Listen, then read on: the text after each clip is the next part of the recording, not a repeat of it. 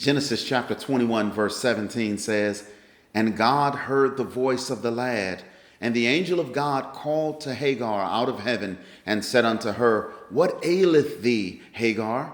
Fear not, for God hath heard the voice of the lad where he is." We have 2 ears and 1 mouth so that we can listen twice as much as we speak. That was a Greek philosopher. Scripture puts it this way: "Wherefore, my beloved brethren, let every man be swift to hear and slow to speak." James chapter 1, verse 19.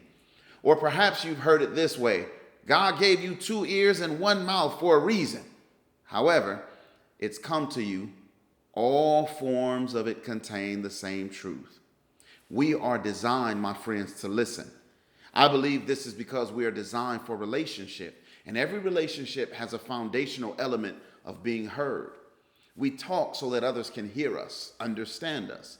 Not to be understood in many ways is not to be heard. Don't believe it? Visit a country where the language is not your birth language.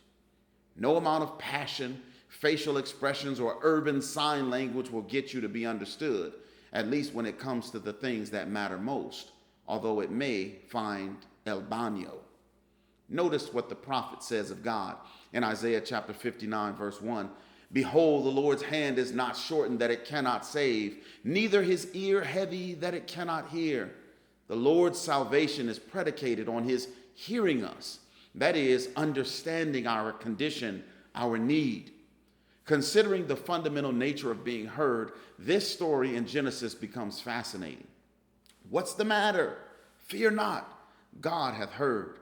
Don't be afraid. God hears you, understands you, and is near to save you. The interesting thing is the text doesn't say he has heard you, but he has heard the lad or the boy. Some of our deepest fears are not for ourselves, but for others. This was the case with Hagar. The survival of her son was more important than her own. The news is brought to her: God has heard the voice of the lad. This should be comforting for those of us praying for children and family. God hears our prayers, and even more amazing, he hears and has heard theirs. I put "has heard" in there because I believe it's possible for the Lord to answer the prayer of a 5-year-old when he's 30 years old. Don't let your concerns for loved ones and the cries or the crisis they live through cause you to forget that God hears. So fear not.